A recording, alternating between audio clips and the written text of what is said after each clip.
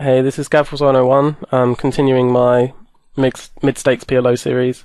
I'm going to be playing PLO 600 this session, and it's going to be different from my PLO 400 session in that there are going to be more good regulars at this level, and we're going to have to adjust to having these good regulars when they have position on us.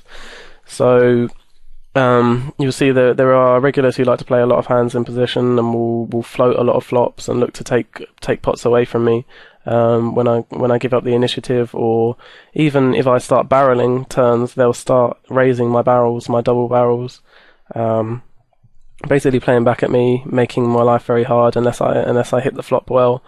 So almost forcing me to check fold lots more hands into them. So they're utilising position, they're making my life very difficult, so I'm not going to be able to play as many hands when they have position on me. So you'll see me adjusting in that way. You'll see also some regulars who have exploitable tendencies themselves, and I'll be looking to try and exploit that while not getting exploited myself. We get into some nice spots where we get to float and we look to win a few pots without showdown. Sometimes with the best hand, sometimes with a big semi bluff, sometimes as a pure bluff. So we get into some good spots in this video, and I'm looking forward to showing it to you. So we're playing 4 tables at PokerStars. I'll call the top left table, table 1, the top right, table 2, the bottom left, table 3, and the bottom right, table 4. Around the table, on this table, we have Rivals sitting to our left, who is a standard taggy player. Played a fairly large number of hands with him.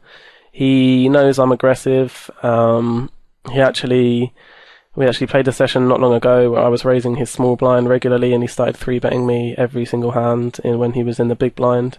So he can definitely play back, and he definitely will play back if he comes up against sustained aggression from me. We'll have to be quite wary of him. We have this guy who looks like your standard fish, playing 67% of his hands. This guy who looks playing a lot of hands. Actually, he doesn't look particularly fishy. He is very aggressive, but hopefully he'll be spewy in spots, and we'll look to exploit that. TS Long has been around for a while recently. He often short stacks. I think he's pretty spewy in spots. I don't think he's all that great of a player.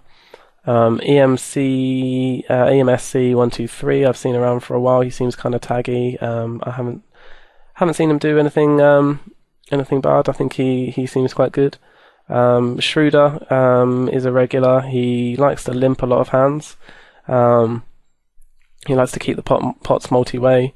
He often limp folds actually, although not very much against me. We won't really be looking to get in his way because he plays very well post-flop, and so we don't really want to be getting into too many tangles with him. Happy Chappy is on 2 of our tables, looks very, very loose passive, so hopefully we can exploit his passivity. And Mad Dog, I haven't played very many hands with him. Rust Brad looks very, very taggy. Andrew 321 is a quite good regular. I haven't got stats up on this table yet, but he's kind of on the taggy side as well, although he does 3-bet a lot more than Rivals. So let's get the video going. On table 1, Queen Jack 10, no suits. It's a fairly strong hand, but I always feel uncomfortable playing it in the small blind because you should be playing a very, very tight range in the small blind. You've still got the chance of the big blind making a 3-bet, putting you in some difficult situations. So it just becomes you should really, really tighten up your range there. If a lot of the time you'll call, and that invites the big blind in to call as well. And if the big blind does call, then your position after the flop is terrible as well, because it's going to go check to the pre-flop raiser. The pre-flop raiser is going to continuation bet a lot of the time, and you're going to be sandwiched. with rivals still to act, who could easily be looking for a check raise, and if you call, he can sense weakness in that, and he'll be making a lot of plays and making a lot of semi-bluffs, and it's not going to be profitable for you to play a wide range of hands from the small blind. You need to be really, really tight in the small blind when there's been a button raise. It's much, much better with your strong hands to try and 3-bet and get the pot heads up, because when inviting the big blind in is never a good situation for you in the small blind, due to your bad relative position after the flop. On table 3, we just bet out with top 2 that we flopped in the big blind, and we get called by Happy Chappy. The 4 completes a lot of straight draws, and I'm pretty much happy to check fold here. I don't want to fire out another bet. I'm pretty much done with the hand. On table 1, you might not have seen that. I thought it was quite a good spot for a check raise bluff there, because I think that he's betting the flop 75% of the time, so a lot of the time he doesn't have a hand that he can continue with here. On a king 6-5 flop, it's not a very drawy flop either, so it's unlikely he does have a drawing hand. I mean, even if he has a king here, you have to think, how comfortable does he feel calling a large check raise with a king here when he doesn't know me? He's only played 20 hands, 50 hands apparently together. I've only played 20 hands on this table, so I just think it's a pretty decent spot for a check raise bluff. When he snap calls the flop, I don't feel comfortable barreling the turn. We've got basically no equity in the hand if we do get called. I mean, it's just a check raise bluff on the flop, but I don't think this is a good spot to double barrel. A lot of the time when he is snap calling the flop like that, he's snap calling with a draw, and the 2 completes the 3-4 draw, although it's not incredibly likely he does have it, but he actually marks our queen's win, and he called with the 8-8-9-9, so backdoor flush draw, gut shot, 2 set draws, and I'm not entirely sure if his play is profitable there. I think if he wants to float my flop raise, he needs to be betting that turn 100% of the time, because I'm giving up a lot when he's only got just over 1 pot size bet left, and then I check the turn after check raising the flop. I'm pretty much always giving up unless he's given me reason to believe that he's going to bet there almost every single time. Table 3, I just check it because I don't think we get value from much if we bet, but worse hands will certainly bet, and I think we can check call there. When he bets 6 into a $34 pot, it's just a purely maths call. I'm not sure if he does have a 10. I don't know how he plays. This is the first hand I played with him. I'm just going on how often we have to be right, which is not very often at all, to make that call. And we make our straight on the river, and that's good enough to take it down. It turns out that he was actually betting the same hand on the turn, but he was ahead on the flop actually. Happy Chappy limps, as he's been doing a lot of times on table 3, and so I decide to raise up with this hand. I think it's a good hand to do so. Strong ace-king hand, suited, and a continuation bet because I think we take it down a lot, because I think we have the best hand a lot. So that's the reason for the continuation bet, although if I was up against players who would check raising me a lot, I don't mind checking behind the flop. So we limp this raggedy hand on the button on table 2. Don't mind TS Long being in the hand in a multi-way pot, because as I said, I think he can be pretty spewy. So he raises it up and Schroeder folds, and I don't think I would fold any hand in my range there. Even though he did raise up in the small blind.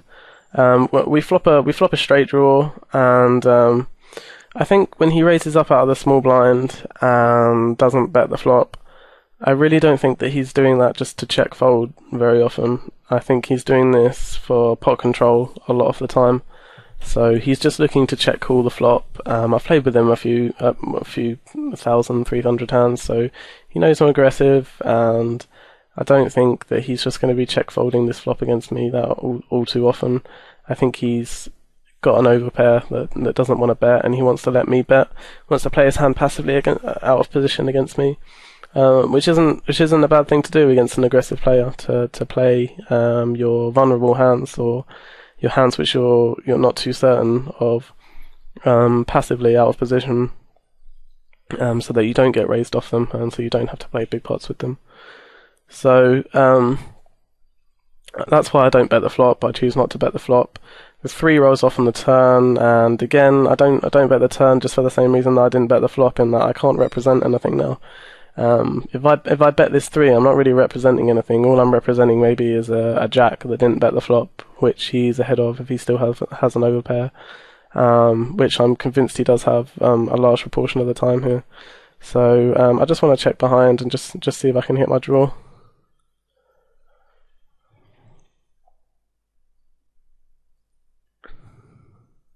And on table 4, there's a min raise by Happy Chappy, and this is 3-bet by Mad Dog, small 3-bet. He's probably doing this with a lot of hands, but our kings are kind of junky, so I don't mind folding there. The river on table 2, I possibly could bluff now and again.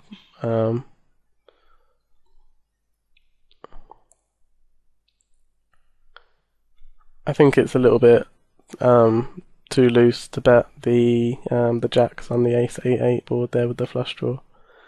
And you'll see that JB there bet $6 in position, was raised by Andrew, and instantly folded there. And table 1, this was completely standard. Flop top 2, turn comes a 2, which completes the wheel, but it's nothing really to be scared of. We need to bet our hand for protection, and we get called by the wrap, and he makes it on the river. I think standard raise on table 2. I might make it slightly less. Yeah, make it 18 instead of 21, just because TS Long likes to 3-bet a lot in position. On table 4, we've got jacks. Jack, Jack, Queen 8 suited to the Queen. We know the pot's going to be multi-way because we know this guy's going to call when he's limping a lot. He likes to play a lot of hands. Schroeder likes to play a lot of hands, so and we've got 3 people already in the pot, so it's a nice situation for us to go multi-way here. Okay, on table 2, this is exactly what I'm talking about in a situation where you're sandwiching a player to make your continuation bets more effective. So we raised that with ace 5, 4, 8 and got called by TS Long on the button and Big Bad Devil in the big blind. The action's gone check, Big Bad Devil's check to us, and now it's our turn to act. Now, TS Long doesn't know whether Big Bad Devil is checking to check raise or checking to check call. So when we bet here, he has to call a bet, not knowing whether Big Bad Devil is going to re-raise or not. He has to have a stronger hand than usual to call us here, because we know that Big Bad Devil is going to be checking to the pre-flop raiser a good deal of the time. We don't know whether he's checking to check raise though. So it puts TS Long in a difficult situation, and means he needs a slightly stronger hand than usual to continue with. So this is why, I mean, I would probably bet with the nut flush draw anyway, even if I wasn't sandwiching an opponent. Although in position, I do like to check it behind sometimes, to prevent myself getting raised off it by an aggressive player. But yeah, this is the perfect example of sandwiching an opponent. We're sandwiching TS Long here, and we're making it difficult for him to continue unless he has a strong hand on this flop. So this is going to make your continuation bets more effective. And in a 5-way pot, we just have to play quite straightforwardly, really, and just probably going to have to fold our jacks there, even though we'd have the second nut flush draw. We make our flush on the turn on table 2, and it's a bet for value here. We basically want to get 1 street of value. I don't think we're going to get 2 streets of value out of our hand. When Big Bad Devil calls this flop, I think Sometimes he calls with a 2, sometimes he calls with a flush draw. And I think I probably slightly prefer betting the turn instead of checking back the turn and betting the river, just in case he has a bear 2, and we can charge the bear 2 to try and hit a full house. So that's the reason for betting the turn there. But we're looking to get one more street of value basically, and I prefer going for it on the turn rather than checking back the turn and going for the river, as I don't think he really, once we check back the turn and he has something like jacks or queens or a 10 on that board, he isn't going to call a river bet anyway if we do bet. So I prefer going for it on the turn just to try and charge a random 2 to try and hit a full house there, as a random 2 isn't folding.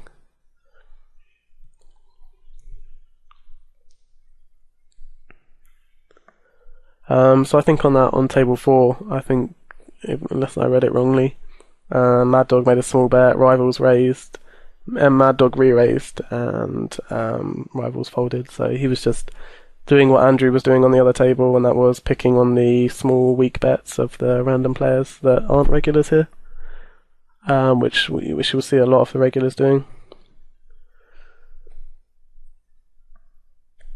Table 2, Ace Queen King 7, standard raise I think.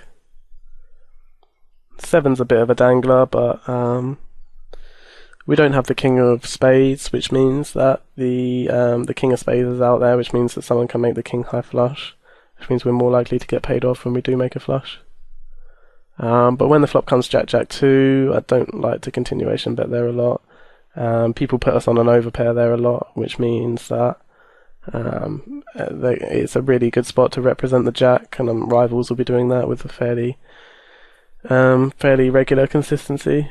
And if we get flatted, it puts us in a difficult spot because we don't know whether or not we can barrel, whether we're barreling someone off an overpair or if someone's just flatting with a weak Jack. So yeah, I like to just give up there now and again. I will continuation bet sometimes, but I think against aggressive players you actually need to just give up more when you're out of position against 2 players. I don't think it can be too wrong to give up in that spot. Against good aggressive players, against the passive players, you can probably bet every time, but you get less and less of those as you're getting up to high stakes.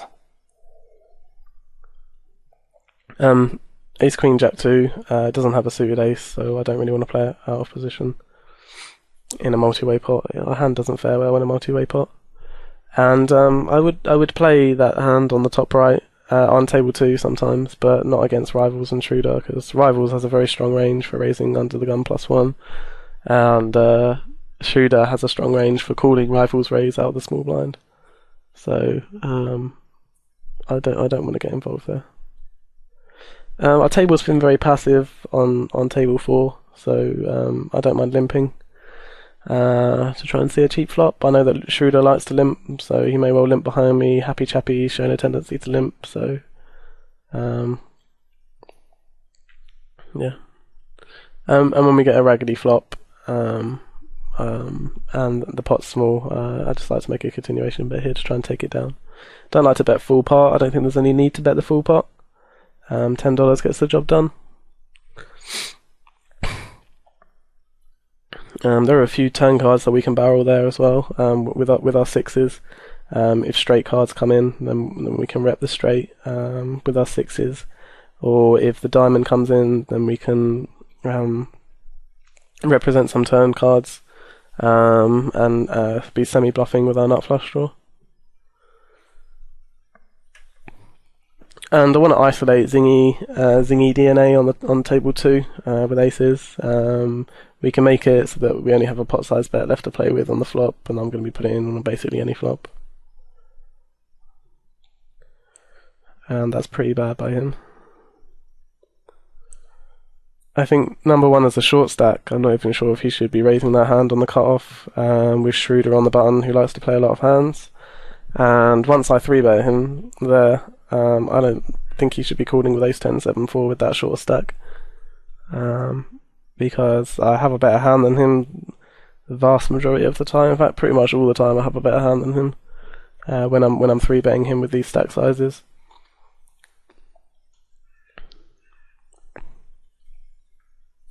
If I do have aces, because his hand has an ace in it, he's not getting the right odds to try and call to outflop me on the flop. I guess once he does get to the flop, he probably has to call it off, but I wouldn't be happy about it.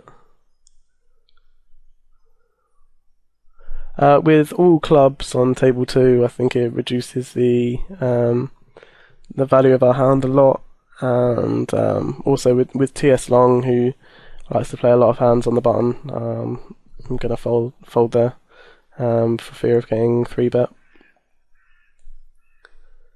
And on table 3, Ace 4 9 5 is a bit too disconnected to play against Andrew's raise. Although we know he's going to be isolating JB, who's limping 75% of his hands. He's going to be isolating him with a wide range.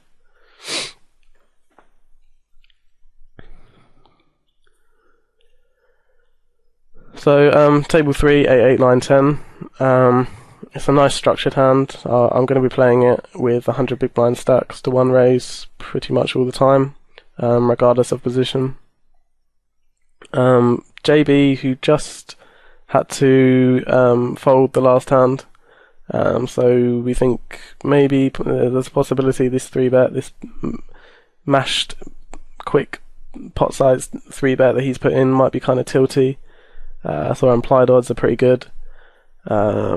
And also we have good relative position because now when we check, JB has a chance to continuation bet, and rivals then can only continue with a strong hand.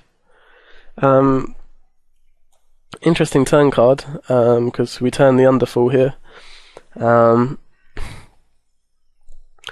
I was torn here between checking, waiting for JB to bet, and I wasn't entirely sure what his mashed 3-bet meant, and then to check this King 7-7 flop. I was hoping if he checked aces on the flop, he would then bet them on the turn as a delay continuation bet. So that I checked on the turn. I don't think I really need to protect my hand from anything. The only thing that can really come is a higher overpair. Can spike a better full house.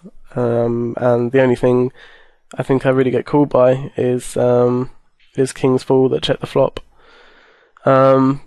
So yeah, I decided to check call the turn, but nobody bets, and my bet here of 132 is about a third of the pot, or just over a third of the pot. I'm just trying to milk a call out of aces, really. That's just my thinking behind.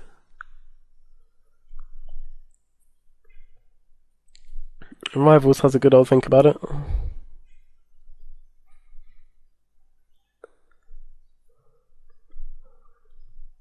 Be a 6 spot if you raise her, but he flats. And to show you the level of respect that Rivals gives me, he flats with kings there. Sorry, queen, sorry. I mean, I don't really understand what he's really thinking there. I guess he's thinking that I have a hand with no showdown value, and after that guy checks, he can't have aces twice, so I can take away the pot. But I don't think I'm bluffing all too often there. We raised up jacks in the small blind on table 2 against TS Long, but I don't want a continuation about that flop because I think I get floated too much and becomes difficult more. So I checked and hoped to get a free showdown, but no such luck.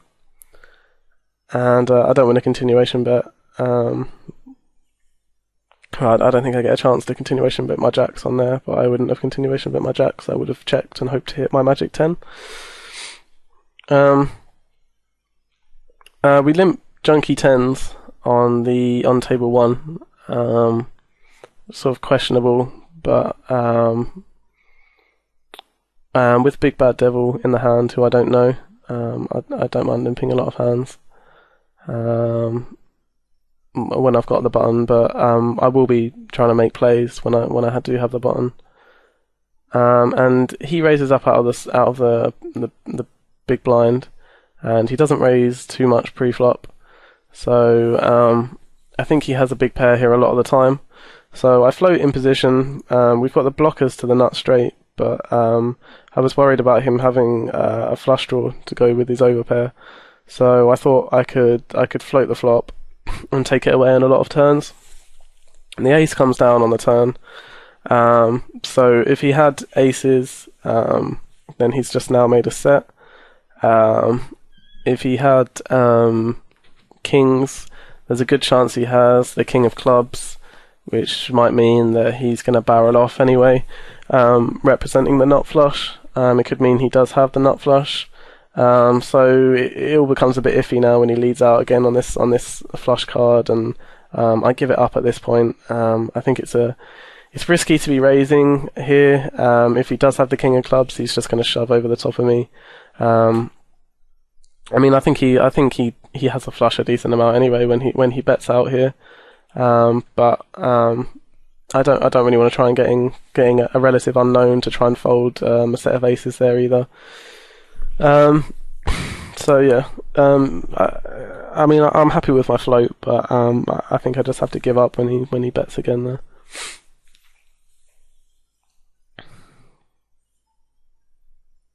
I'm sure I'll be calling him in raise with that. Don't really want a 3-bet. Hand doesn't do great in a 3-bet pot.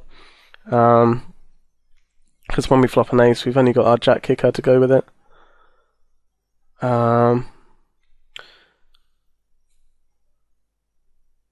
So yeah, we don't mind the multi-way pot, so I don't mind flatting there. Table 4, that's a bit of a tight fold, but he is only raising 5% of his hands, so he's got a strong hand there, but I think a hand plays well enough in position to call there. On table 1, I check behind just to preserve my draw. I don't want to get check raised on this flop. Got 8 outs to the nuts. And now when it gets checked round twice again, I think I can quite comfortably rep the 7-8 here. So that's what I do, and I would be barreling off on the river, pretty much all rivers. Maybe not a diamond, but I would barrel off the vast majority of rivers there.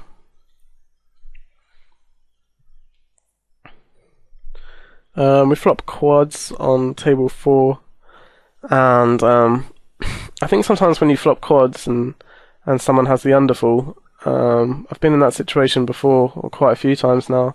I feel like you miss value unless you are betting the flop. Especially in this situation where if someone does happen to have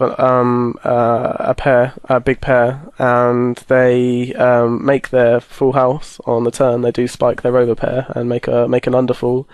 Because the ace is out, they can't actually be too comfortable getting a lot of money in anyway.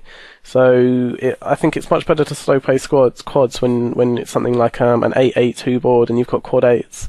Because then if a queen comes on the turn and someone makes queen falls, it's much more difficult for them to get away from their hand. But it's much easier for someone to get away from their hand when there's 2 aces on the board, because it's much more likely that someone has aces full of whatever. So yeah. Also, if someone has, like, especially Schroeder, who is quite, I imagine, is quite floaty. If he has something like jacks and a flush draw there, he won't be folding to my initial continuation bet, because he knows I'm continuation betting a hand that isn't an ace there a decent amount, and I'll be giving up on the turn. So if I do continuation bet there and get called by Schroeder, I'm going to be checking the turn and hoping that he bets. Possibly check raising, sometimes check calling.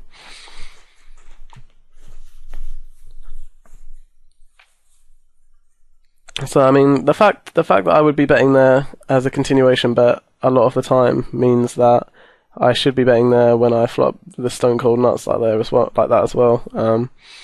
That way, it makes it more difficult to play against you. If you are a regular and if you do play a lot of hands with me, because you don't know whether I'm betting the stone cold nuts there or just random continuation bets.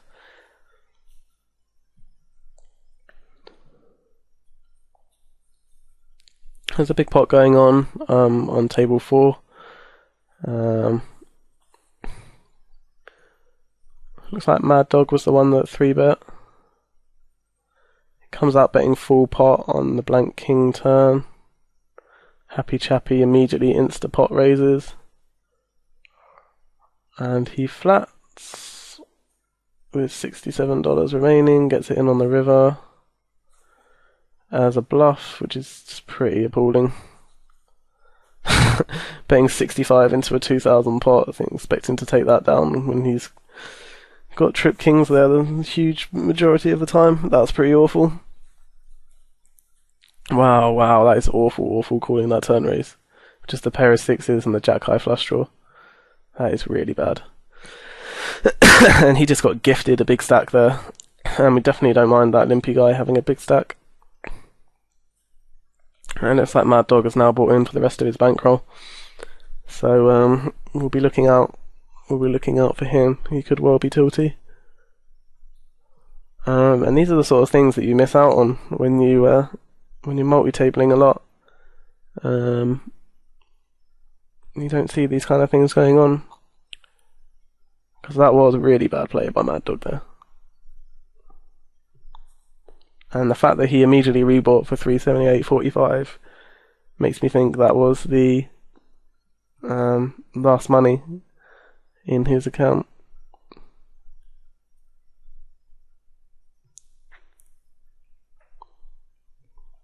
Um, 6, 7, 8, 9 on table 2. I'll raise that from all positions.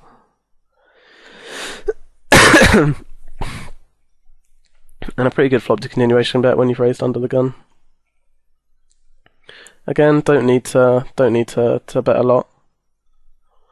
And this is an interesting hand on table 3, because JB, who's bet out min bet before for $6, and instantly folded to a raise, min bets on this flop, and Andrew 321, who's raised his small bets more than once before, raises here.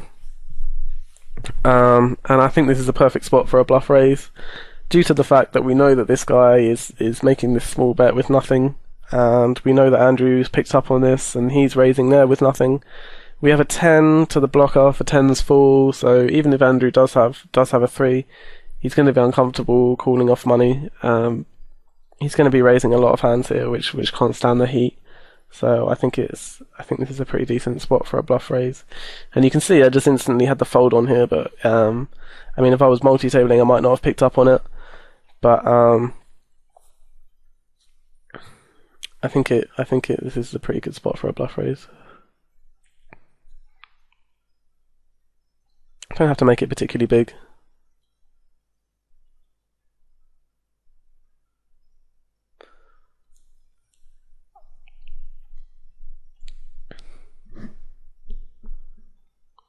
And take it down.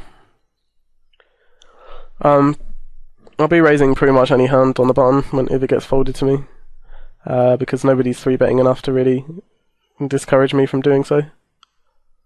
But I won't be defending with a hand as weak as this. Ace, King, 2, 3. It's an Omaha high-low hand, really.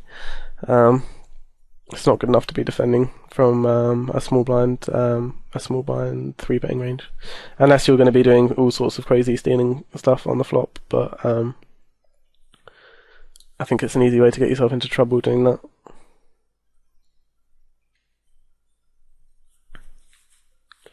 So we have a new player in place of TS Long in Pappy Girl,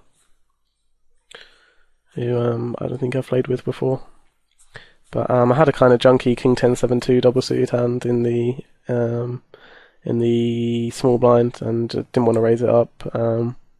Short stacks tend to re-steal lighter, so I don't want to get involved out of position there. And I would have called the min raise with those double suited 9s on the button, but now that Schroeder's 3-bet, and there's a possibility of him making it bigger, there's a possibility of him coming over the top. So yeah, I don't want to call with my 9s there.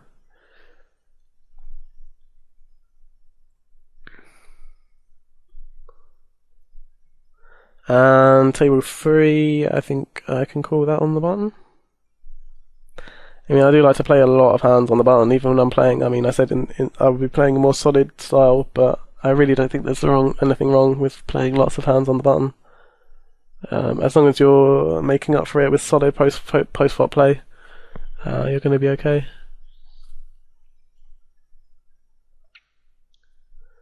Without suits on table 4, it's actually quite a weak hand, ace queen king 10, but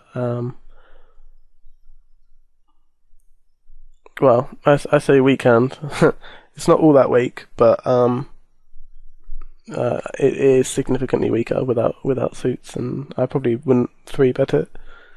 And there are situations where I wouldn't play it.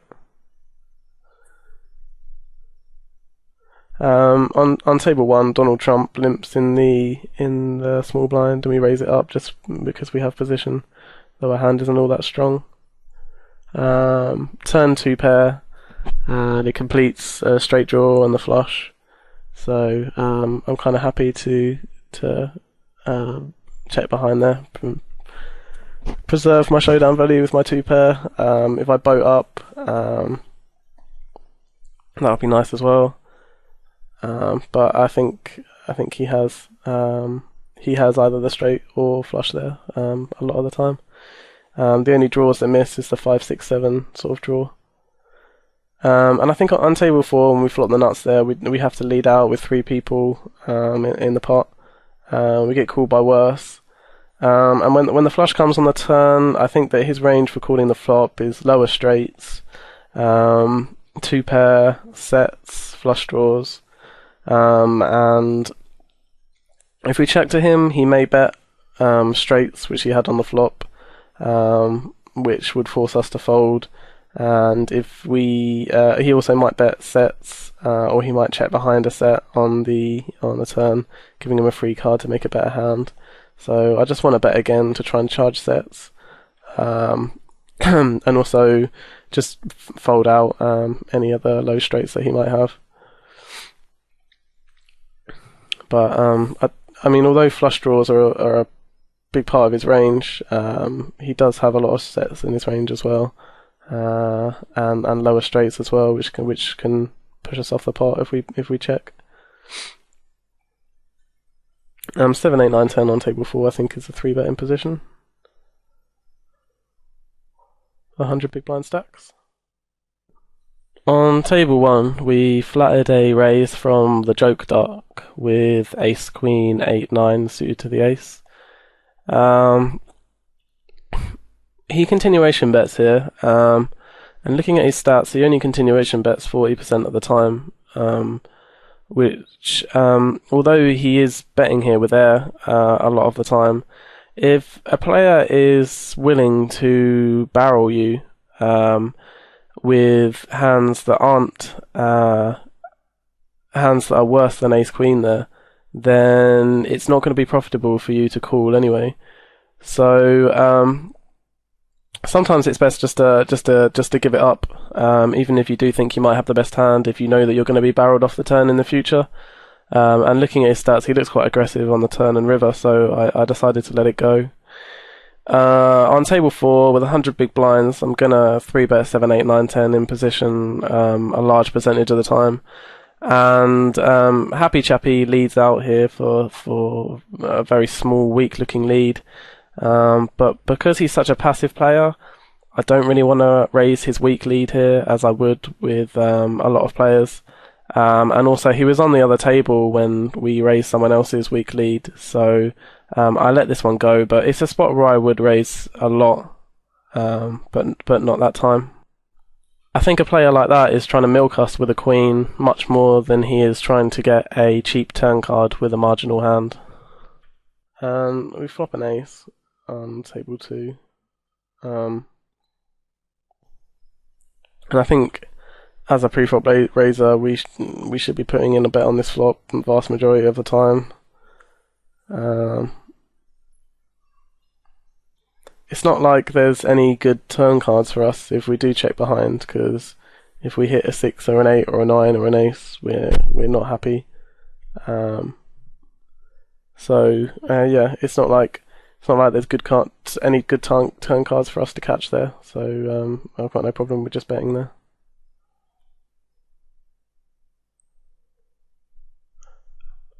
Table 2, hand isn't all that strong, but I don't mind 3-betting Schroeder in position here. I haven't got out of line yet, so I expect to be able to take down the pot a fair amount on dry flops.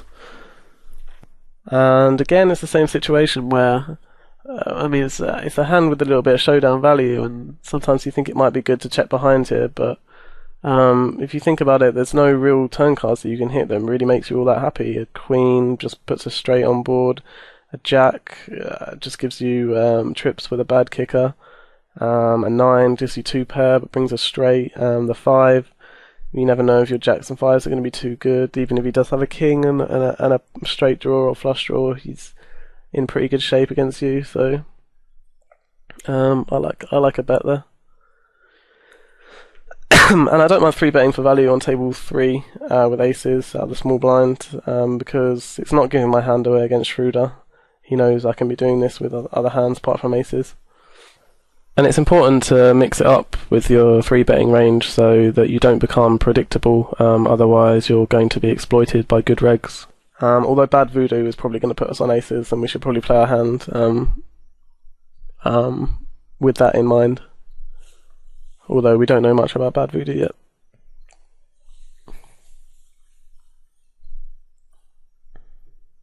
But he folds and leaves us heads up. And I decided not to continuation bet this flop because it's a flop which he can float us a lot on, and there are going to be difficult turn cards. He's going to make our life difficult. So I decided not to continuation bet against Schroeder here. Stacks are quite deep, and I just think, I think he can float us with a wide range very profitably there. So I don't like to bet. But when I check twice, I think he's going to take a stab the vast majority of the time. So I think he's betting here with like 10 Jack Queen hands, any flush draw, anything marginal, any marginal hand which he didn't bet the flop with. And I think he barrels the river with a load of missed draws as well. So I think when I do play my hand weakly like this, you have to be prepared to make some cooldowns against aggressive players. And we turned out to be wrong here. We actually gave him a free card to outdraw us on the turn, which is going to happen sometimes. But I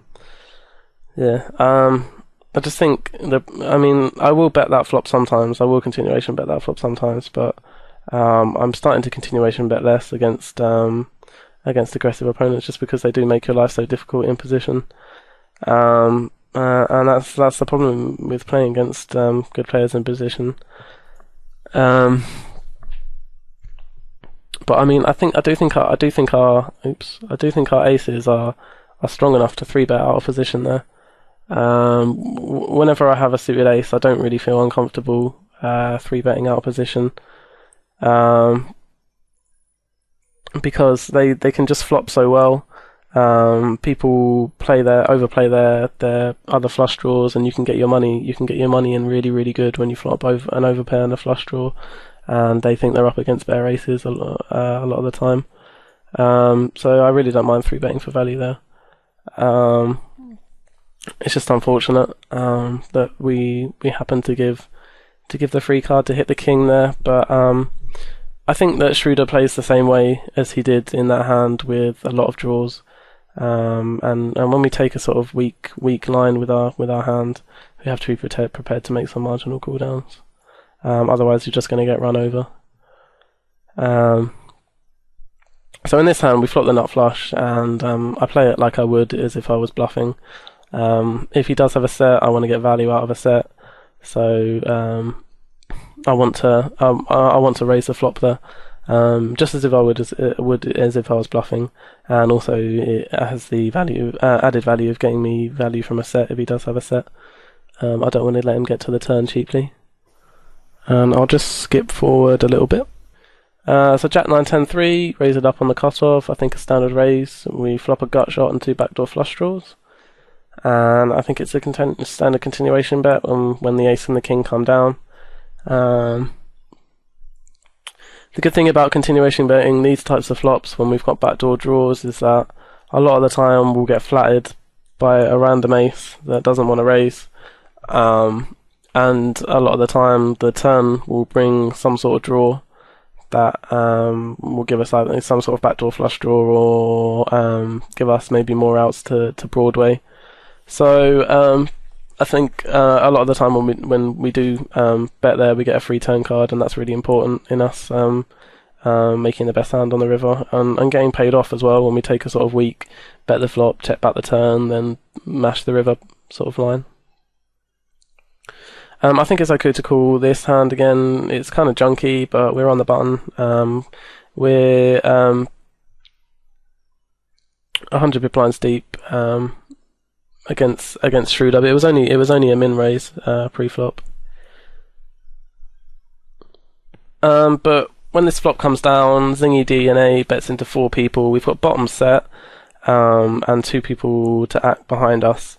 I think this is a fold, even though we've got the backdoor flush draw. If we were deeper, I'd consider having a peel in position here. But there's only going to be a pot size bet left on the turn, and even if we do boat up, we don't know whether we've got the best hand. And it's going to be spew to raise here because Thingy DNA is getting it in with pretty much everything that he bets here, I think, and I don't think we're ahead of his range. Because his range mainly consists of higher sets, straights, and the occasional. There will be a few sort of semi bluffs there when he's got 10 jack with maybe the flush draw. I don't think he has even 9-10 here very often. So yeah, I don't think we can call that with 2 people behind. And on table 3, we 3-bet in position there. Obviously, we flop top pair, backdoor flush draw, and a wrap, and it's just an easy get in there. I think we're fine with the favourite over this hand. But I'll bring that up in Hold'em Manager.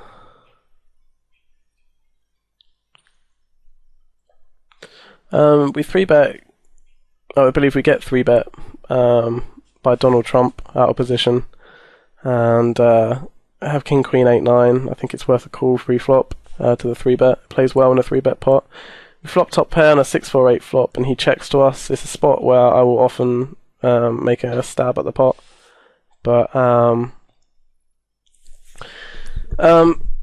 I mean, yeah, it's definitely not a bad spot to take a stab at the flop, and I definitely would take a stab at the flop a lot of the time. But I opt to check behind here.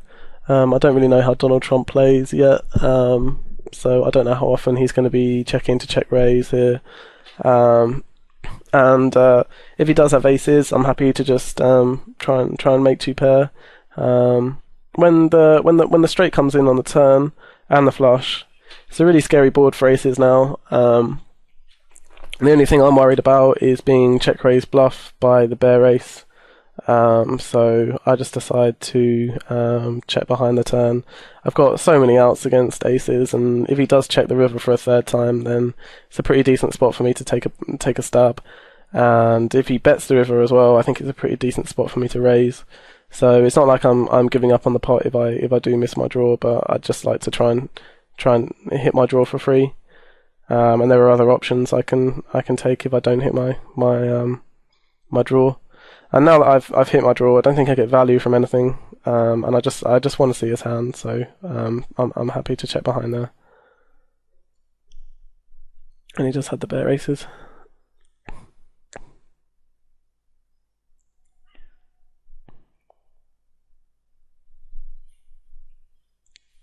Uh, 4-4-6-7 on table 3.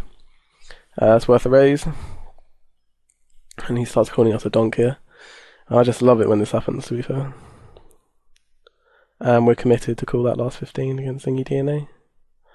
Just kind of flat bad aces here, out of position. And just betting the turn for value here. I think we can safely fold if we get raised. I think we can check fold this river. I don't think Schroeder turns a hand with a lot of showdown value into a bluff.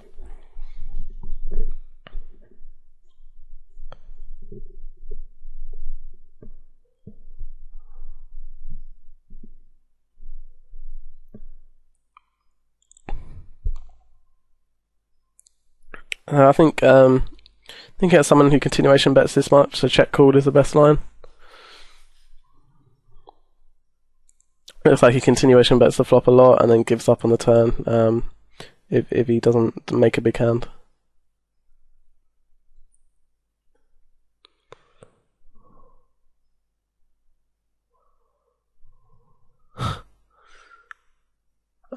Ten eight three seven is too weak to raise a short stacker in the small blind, and ace queen jack 5 is too weak to call a 3-bet out of position there in the small blind. So yeah, as I said, he slows down. It looks like when he doesn't have a big hand on the turn, and there are a lot of combo draws that he can have on the turn there, where he can be a favourite if not flipping with us, and we can't call there because we're not going to know what to do on so many turn cards. We're just going to have to check to him, and he can play the river much better than us. And I think shoving there is spewy against someone who looks like they continuation bet the flop a lot, but then shut down on the turn. There are certainly a lot of people there who I would shove against though.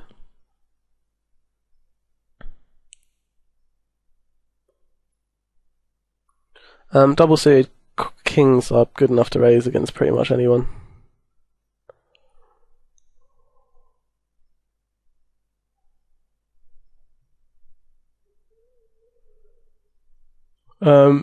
Again, table 3, queen 4 5 6 on the button. I'm going to raise most cards there.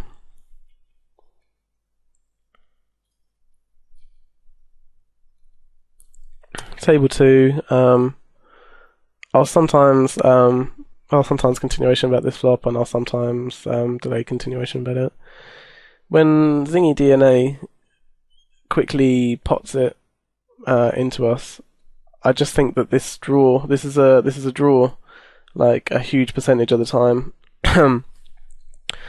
It doesn't make sense for him to full pot into us if he thinks we have an overpair. It makes more sense for him to check raise us, as he knows that we're going to be continuation betting this flop a lot. So it just looks like he wants to fold there with this full pot bet into us. So my only worry was that if he does have a queen, or if he does have an 8 or happens to have queens full, then we are only drawing to 2 outs. But I just think this is a draw a huge percentage of the time, because it makes no sense for him to not to try and check raise us. So I decided to just call and get it in on any turn which doesn't complete a draw. On table 3, we can notice the arrival of Kipper58, who you can see I've played a lot of hands with. He's one of the regulars I was talking about.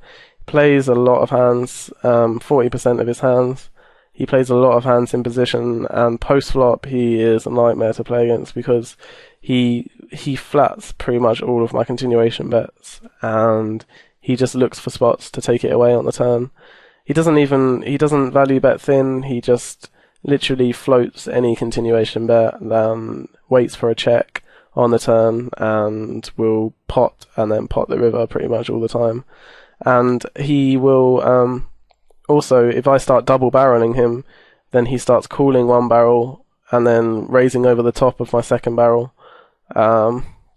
with almost his entire range. So yeah, he's very, very difficult to play with, and I hate it when he has position on me. So you saw that hand I had Jack 7 8 8 just there. Usually I would raise that on the cutoff, but with Kipper on the cutoff, it actually makes it difficult for me to raise that. And I'm not going to raise that on the cutoff simply because Kipper's there. That's how difficult he can actually make things for me. And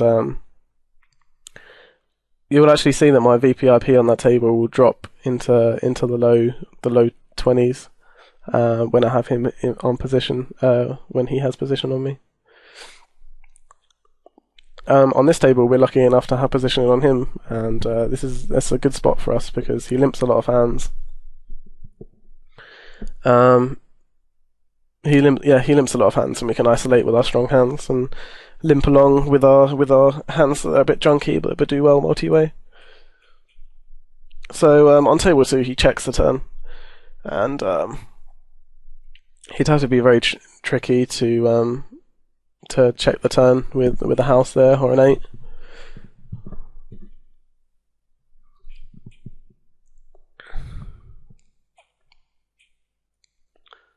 So Zingy DNA actually has very taggy stats, but he's been playing pretty volatile so far. I don't think his play there is all that good.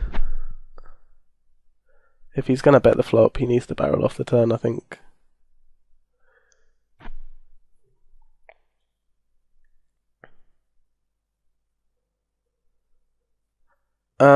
Kipper will attack my continuation bets a lot, so I'm really wary about continuation betting this flop, but I mean, it's difficult for me to win the pot otherwise because he leads a lot. Once I don't continuation bet the flop, he will lead the turn a huge percentage of the time. But the good thing about him is that he will take stabs, but he won't follow up on his aggression unless he actually has the goods. So here, I think I can float until the turn. There's still a pot size bet left, and I think he almost never carries on the turn unless he is willing to go all in. And he does follow up this time, but that's the reason for floating the flop. There's nothing to do with my hand strength. It's just the fact that I think he is bluff raising this flop a lot, but once it gets down to the turn, I really don't think he's continuing unless he has a really strong hand there.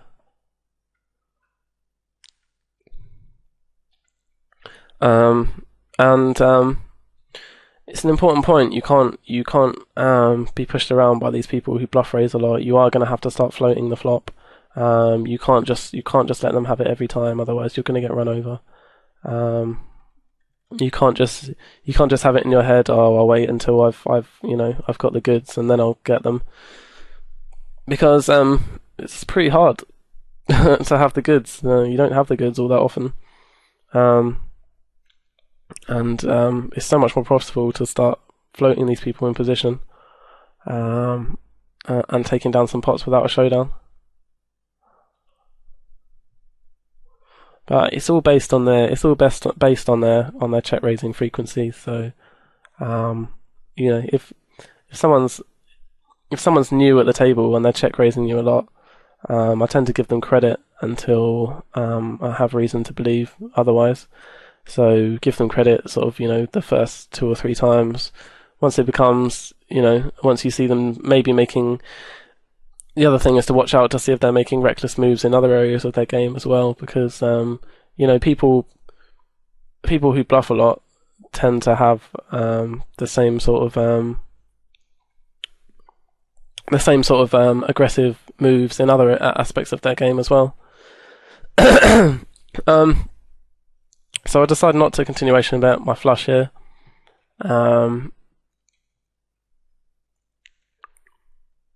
Just for the fact that it looks very strong when I continuation bet here into 4 people. When it gets checked round on the flop, I went to go bet, but then I saw that Goodpaw has very aggressive stats here, and he's in a perfect spot to try and steal here. So I was really hoping that he would take a stab at the pot there, but he doesn't take a stab at the pot. And now I just have to try and milk some value out of maybe a straight, or maybe betting big here isn't the best way to go. But I mean, it does kind of look like I'm trying to steal the pot here. But when it gets checked round twice, I think nobody has anything on this flop anyway, the vast majority of the time.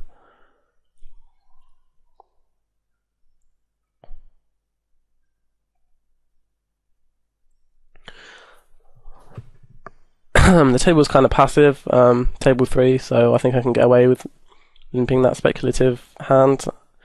Ace 4, 9, 9, double suited.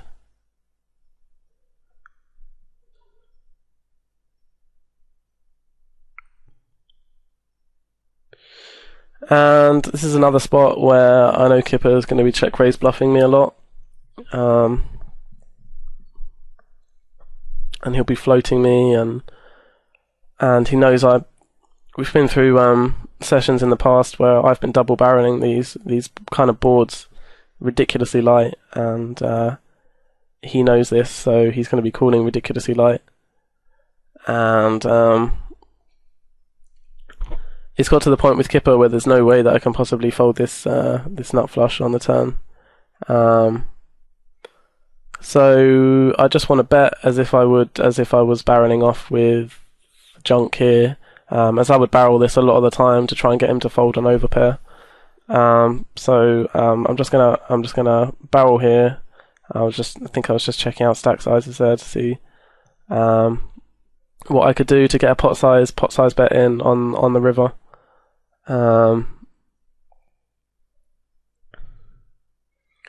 And when he raises, I'm just going to get it in because I figure he can have a random 7, and if he's just for the off chance if he does have a random 7, he's going to get it in here, and I'm going to have the best hand. So also, like I said about Kipper, he does like to make these bluff raises, but he's not going to follow up on the river the vast majority of the time.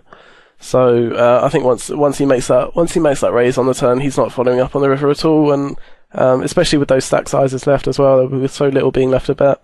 So I think it's better for me just to get it in.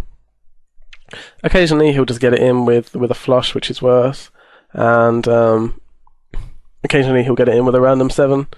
So I think that's definitely the best play against Kipper. And I 3-bet this hand after he raises me straight after that hand.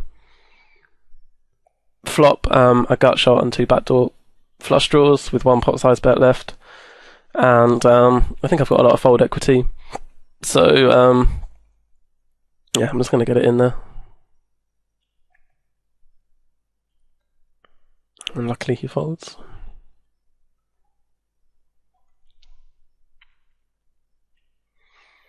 Five, 6, 8, 9, table 4 is definitely a raise, even with Kipper in position.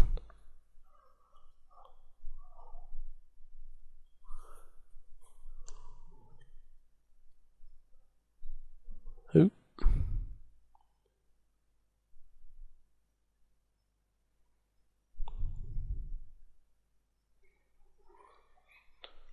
And this is another one of those spots where it's a good spot to sandwich Kipper, but it's actually not going to stop him floating me with a huge variety of hands, so I'm happy to check and preserve my showdown value there. And Big Bad Devil leads out for half the pot here. And I mean, I think he's actually got me beat here a fairly good proportion of the time.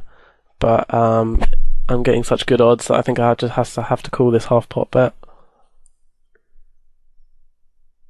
On table 3, I'm definitely gonna raise up pot with very good aces.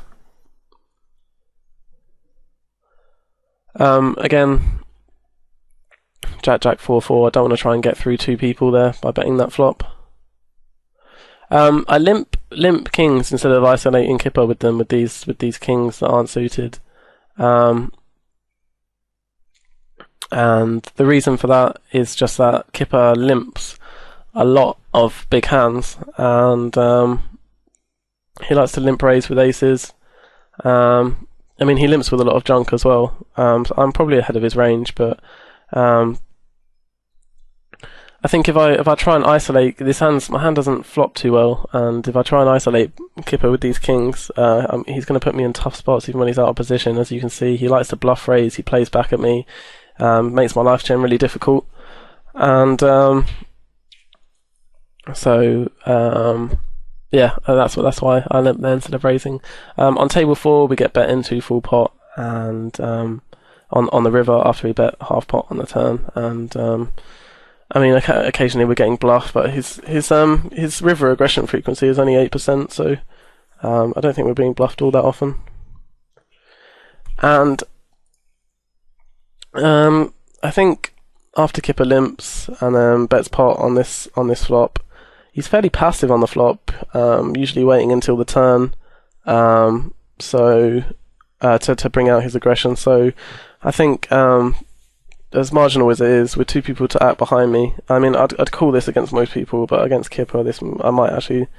I think this is probably a fold. The pot's only small. He likes to limp a lot of small pair hands as well. So I wouldn't be surprised if he can have a set on this flop quite often, especially if he limped.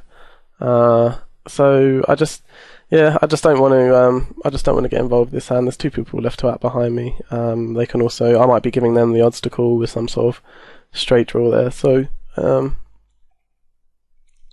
don't mind giving up there. And I'm betting for value on table 3. We bet the flop with top set, and I'm betting for value, betting for protection mainly, really, as I don't think many worse hands actually call us on the turn. But it's mainly just for protection.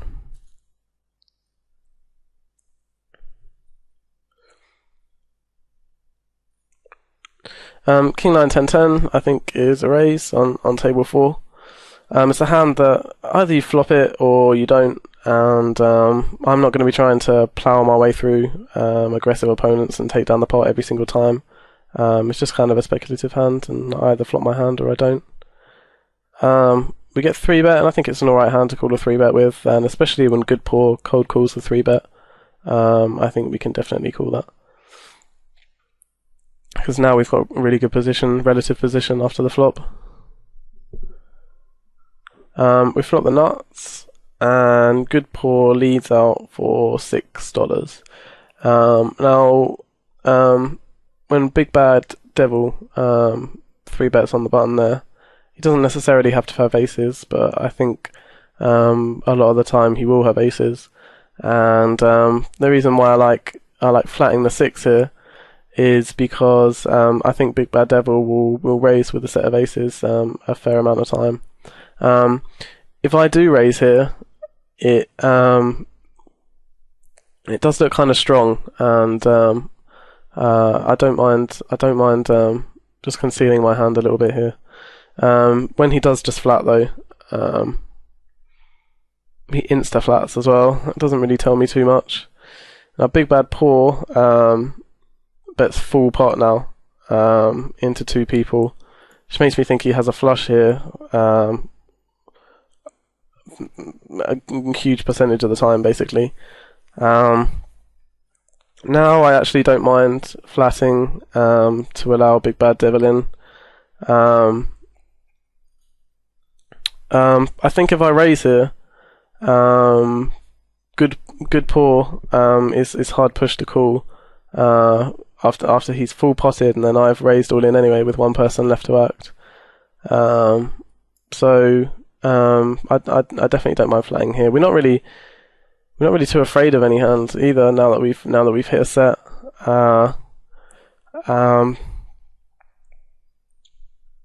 So yeah, I don't mind flatting there at all. I'm not sure what would be the best play. We really don't want to get a fold out of good poor. We're pretty indifferent to whether Big Bad Devil calls or not. If he calls, we know pretty much his exact hand, so we know exactly what we have to avoid on the river. And obviously we just need to get the money in on the river here, and he barrels it off, which makes it easy for us.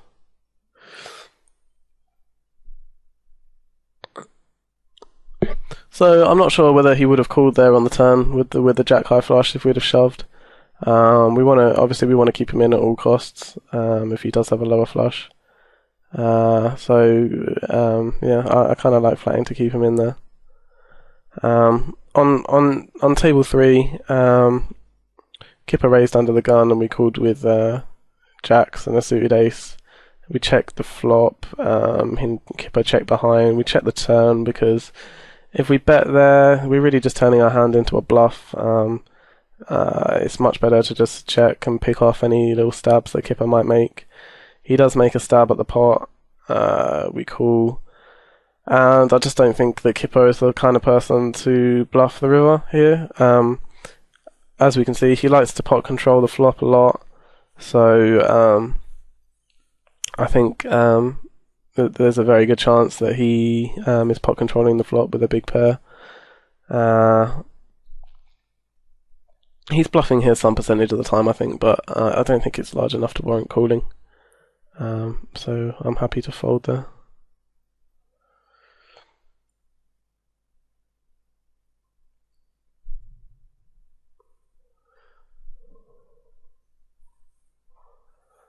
I say happy to fold. I probably wasn't happy to fold, seeing as we played our hand weak, but against Kipper, I think it's probably right.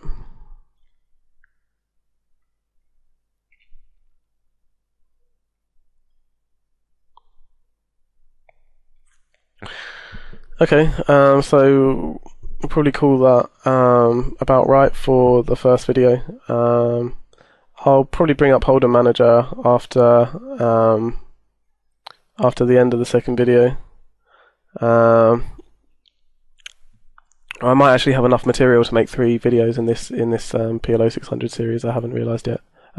Sorry, I haven't worked it out yet, but I could have enough for 3 videos depending on how quickly I get through the material. But we'll be looking a lot more at floating. We get some quite big stacks. We get into some interesting spots. I start adding one table of full tilt actually because the games die down on stars. And yeah, we get ourselves into some interesting spots. So I look forward to showing you those. But that's it for now.